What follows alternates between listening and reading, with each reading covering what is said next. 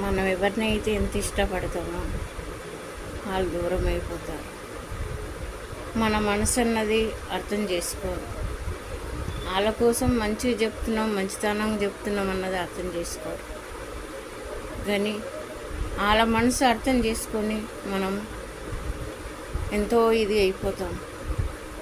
కానీ బాధ అన్నది అర్థం చేసుకోరు.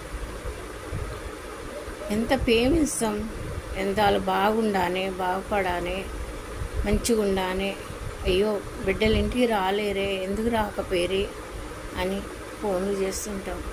వాళ్ళకి సిరాకు, కోపాలు. కానీ వాళ్ళ కోసం దేవులాడుతున్నామని అనుకోరు. ఈ ఫోన్ చేస్తుంది ఊరికి అనుకుంటారు. ఎవరైనా కొడుకైనా బిడ్డైనా అందరూ అంతే. కానీ వాళ్ళ కోసమే తపన. ఆ తల్లి మనసు అన్నది బిడ్డల కోసమే తపన. ఇంటికి చేరుకుందాక మనసు బాధ బిడ్డల కోసం. కానీ తల్లి మనసు ఎప్పుడు అర్థం చేసుకోరు. తల్లి మనసు ఎప్పుడు అర్థం చేసుకుంటారు? తల్లి మనసు ఎన్నడికి అర్థం చేసుకుంటారు? ఎందుకు ఫోన్ చేస్తుందో, దేనికి ఫోన్ చేస్తుందని అర్థం చేసుకోరు.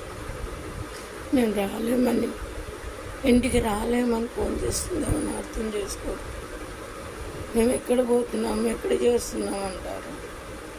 నేను ఇక్కడున్నా అంటాడు, అక్కడున్నా అంటాడు బిడ్డ. సిరాకు పడతారు. మనసు ఆగలేక ఫోన్ చేస్తే ఊరికి ఫోన్ చేస్తుందంటారు. ఎవరికి చెప్పుకోవాలి? బిడ్డలను చూడండి, ఉండలేకపోతున్నాం. ఆ బిడ్డలకే కదా ఫోన్ చేసేది. అధికారం కూడా లేదా బిడ్డలకు ఫోన్ చేసేది? బిడ్డలనే అధికారం కూడా లేదా? చేయనికి ఏం అధికారం లేదా? కష్టపడి సంపాదించి ఎన్నికి అధికారం ఉంది, కానీ అన్నికి అధికారం లేదా బిడ్డలకు?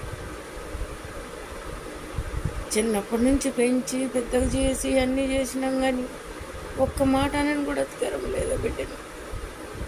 ఎందుకు అర్థం చేసుకోరు? చెడుగా ఎందుకు అర్థం చేసుకుంటారు? చెడుగా ఎప్పుడు అర్థం చేసుకోవద్దు. తల్లి మనసు తెలుసుకోవాలి.